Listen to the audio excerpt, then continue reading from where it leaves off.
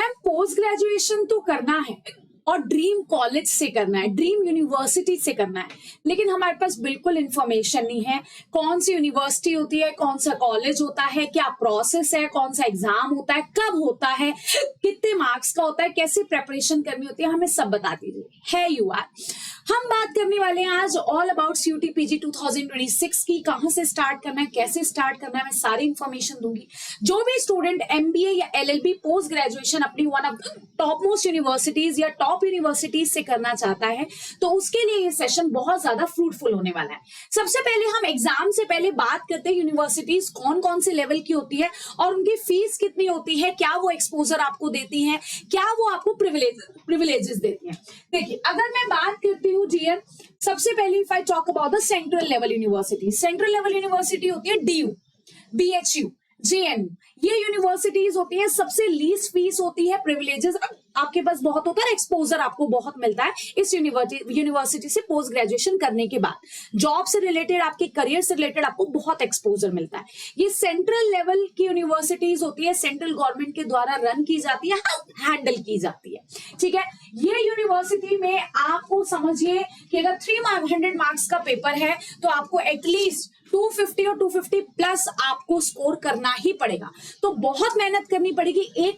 एक मंथ की स्ट्रैटेजी में आप एग्जाम नहीं क्लियर कर सकते, आपको एटलीस्ट 4 to 5 मंथ्स लग के मेहनत करनी होगी अपने ग्रेजुएशन के साथ। If I talk about the state level university, state level university जो स्टेट गवर्नमेंट के थ्रू रन की जाती है, जिसकी फंडिंग भी स्टेट गवर्नमेंट के थ्रू आती है, इसकी फीस थोड़ी सी लेस होती है। वो डिपेंड करता है कि आपका कौन सा स्टेट है, आपके कौन से स्टेट में कौन सी स्टेट की यूनिवर्सिटीज है और वो क्या कट ऑफ एक्सेप्ट कर रही है। ठीक है, उसके बाद आती है डीम्ड यूनिवर्सिटीज। ये एक अलग तरह की यूनिवर्सिटी होती है जो बहुत कम स्टूडेंट्स को पता होती है। डीम्ड यूनिवर्सिटीज को सेंट्रल गवर्नमेंट एक स्टेटस दे देती है। जो यूनिवर्सिटीज बहुत अच्छा कर रही होती है उनको एक स्टेटस दे देती है, एक अच्छी यूनिवर्सिटी का स्टेटस दे देती है। इनकी खुद की ऑटोनॉमी होती है, बहुत सारे रूल्स रेगुलेशन ही खुद बनाते हैं। तो इस यूनिवर्सिटी के लिए भी एटलीस्ट आपको 200 प्लस तो कट ऑफ चाहिए ही होगा। ये भी यूनिवर्सिटीज अच्छी यूनिवर्सिटीज कंसिडर की जाती है। अगर मैं सीयूटी पीजी 2026 के एग्जाम की बात करती हूँ तो कंडक्ट किया जाता है एनटीए, नेशनल टेस्टिंग एजेंसी के द्वारा।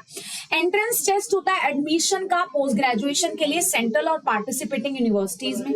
नेशनल लेवल का टेस्ट होता है और एक साल में एक ही बार लिया जाता है, 2 बार नहीं होता, वंस इन अ ईयर। ठीक है, एकदम फेयर एडमिशन होता है, फेयर टेस्ट होता है।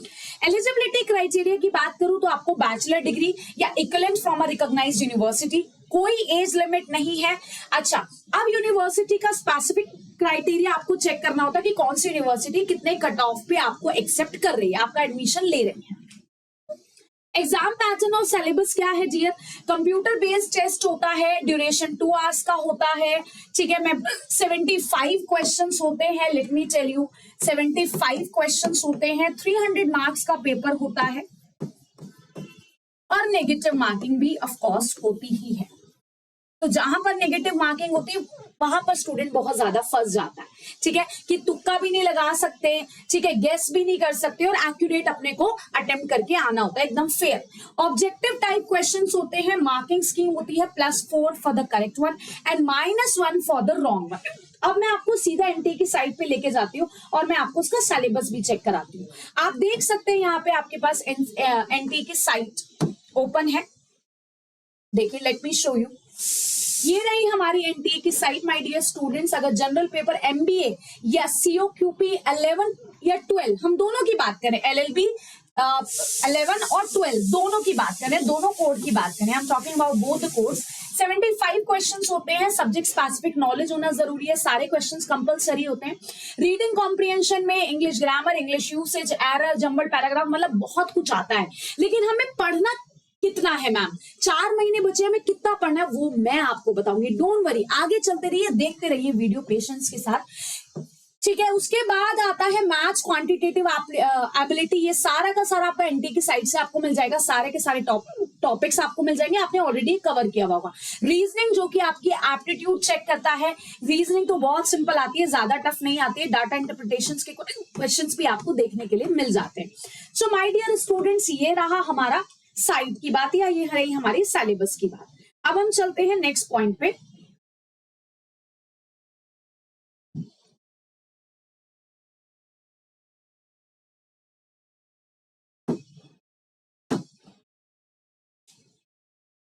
अब देखिएगा, सिलेबस मैंने आपको बता दिया, ज्यादा बड़ा सिलेबस नहीं होता। आपको जनरल नॉलेज, ठीक है, COQP 11 के लिए आपको जनरल नॉलेज करना पड़ता है, करंट अफेयर्स आपको करनी होती है, इंग्लिश आपको करनी होती है, रीडिंग कॉम्प्रिहेंशन पूरा आता है, उसमें रीजनिंग आपको करनी होती है, ठीक है माय डियर स्टूडेंट्स। लॉ के 1-2 क्वेश्चंस अगर पूछ लिए जाए LLB में तो पूछ लिए जा सकते हैं। चलिए अब हम स्टार्ट करते हैं आगे। नोटिफिकेशन कब आता है, देखिए मैं बता देती हूँ। लास्ट ईयर जो नोटिफिकेशन आया था वो जनवरी के फर्स्ट वीक में आया था, वैसे दिसंबर में आ जाता है, तो दिसंबर अभी आने ही वाला है, ठीक है। अभी 1 महीने बाद दिसंबर ही है, तो दिसंबर के एंड में या जनवरी के स्टार्टिंग में आपको नोटिफिकेशन माय डियर स्टूडेंट्स मिल सकता है। एप्लीकेशन विंडो जनवरी टू फरवरी, मतलब आप फॉर्म फिल करने का पूरा क्राइटेरिया जनवरी टू फरवरी रहता है। एडमिट कार्ड आपके मार्च में आ जाता है, मार्च के एंड में भी आ सकते हैं। एग्जाम डेट आपकी अप्रैल में होती है, रिजल्ट मई में आता है, और काउंसलिंग आपका जून जुलाई में स्टार्ट हो जाता है। मतलब आपका पोस्ट ग्रेजुएशन का क्राइटेरिया पूरा का पूरा जून जुलाई में स्टार्ट हो जाएगा।